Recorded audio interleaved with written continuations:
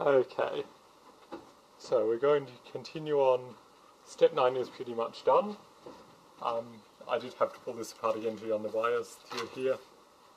If I did the instructions, I wouldn't have. Apart from that, I've put all of these screws in. That's about all there is to step 9.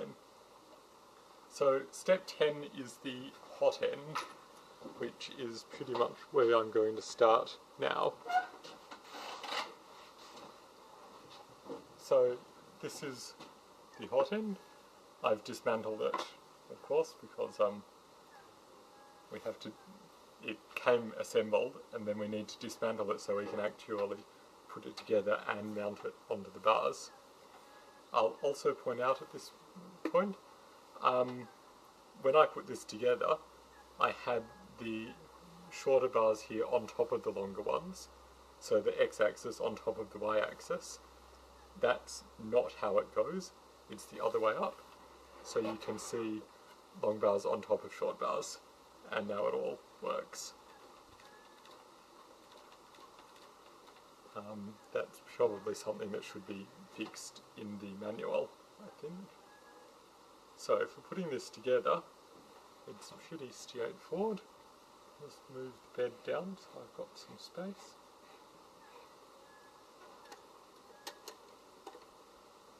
Okay, so that goes there. This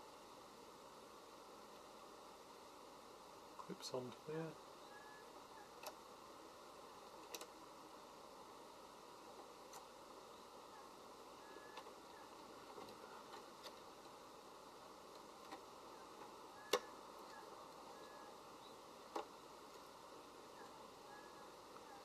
So you can see that's all quite neatly held together. I'll just check that I've put that on the right way around.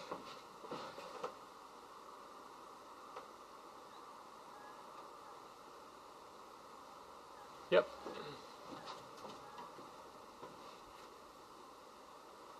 Okay.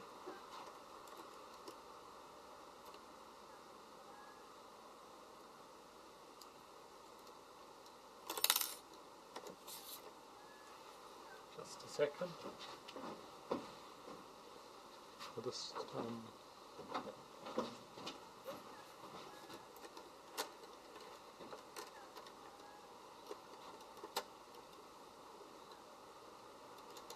so this bit's a little bit fiddly, just there's a lot of things that all have to be lined up at once, but it's, you know, once you get it together, everything does stay together, so that helps a lot.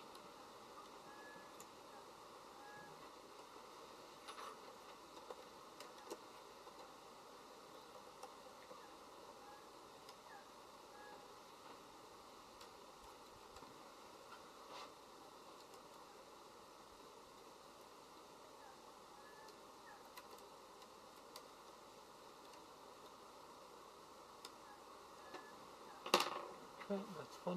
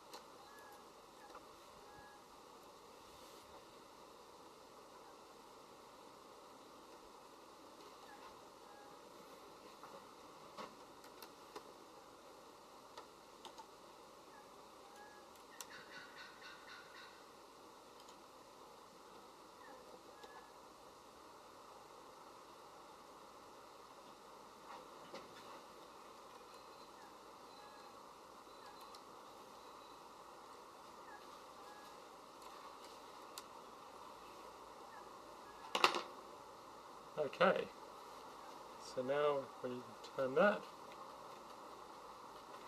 Yep. You can see there's a little bit of slop there. I can move it like that and it doesn't move.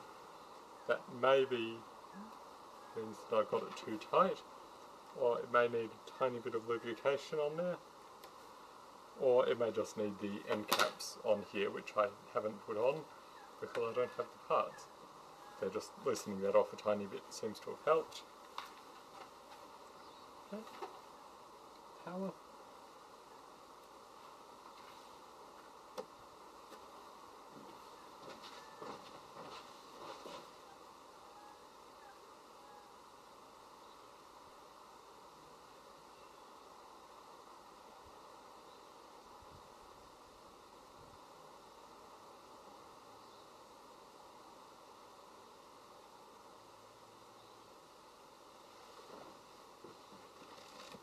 And now it appears that this just goes around the wires. I sort of thought that it went around the Bowden tube as well, but evidently not.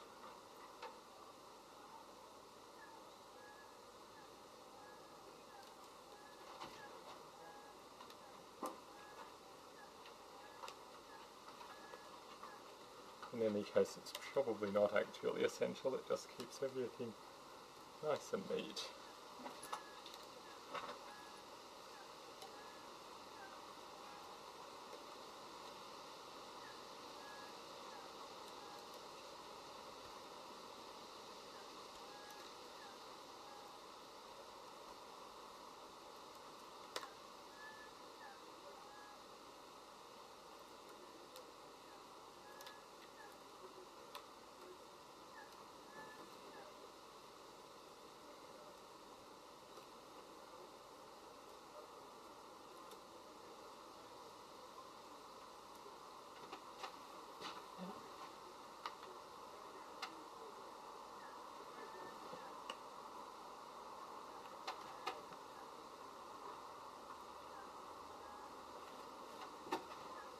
So it looks like I've actually got some of the cables too long here.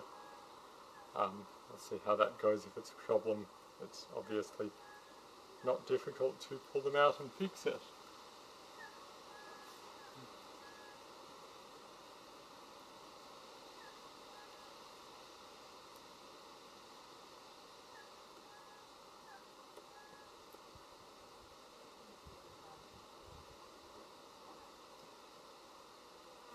Okay, so that's step 10 largely done.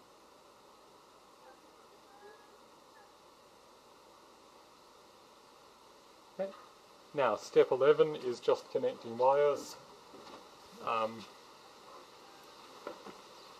Probably don't really need me to show you this one, but I'll do it anyway. So, extruder goes to the top one, that's this motor.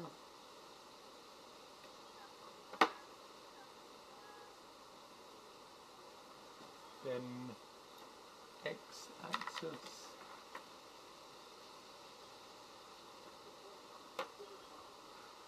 Y-axis,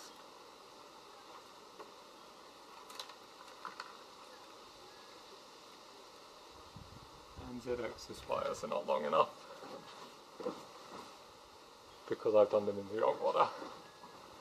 So it's actually filament feed, then ZYX, which means that Z's up the top, and now it is just long enough.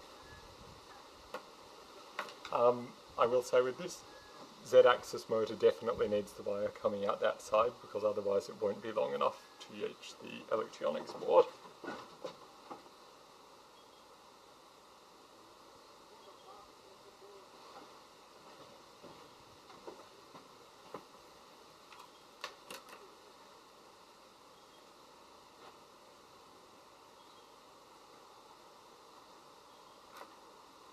Okay.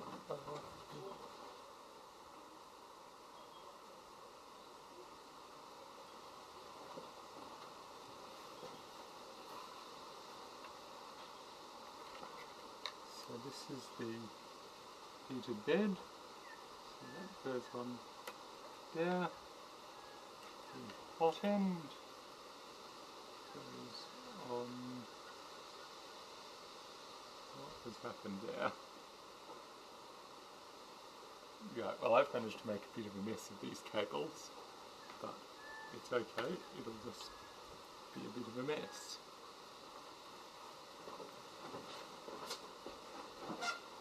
Bed.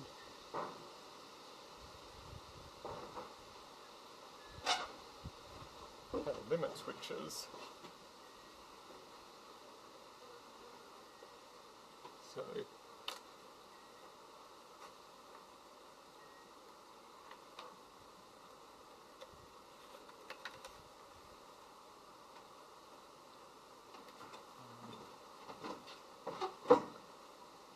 So this is the Z-axis limit switch, which goes at the top.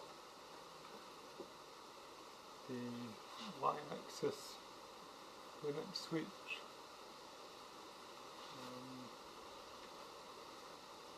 is this one.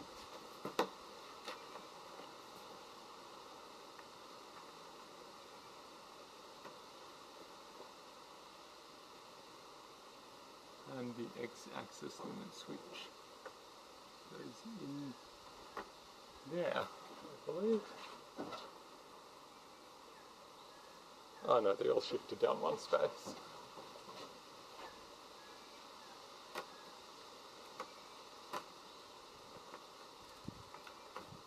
So this is ZYX.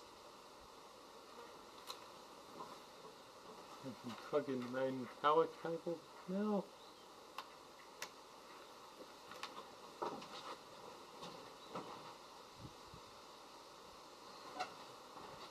Okay, hot end goes in here,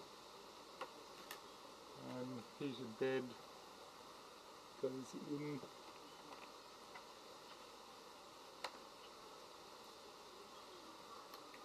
here.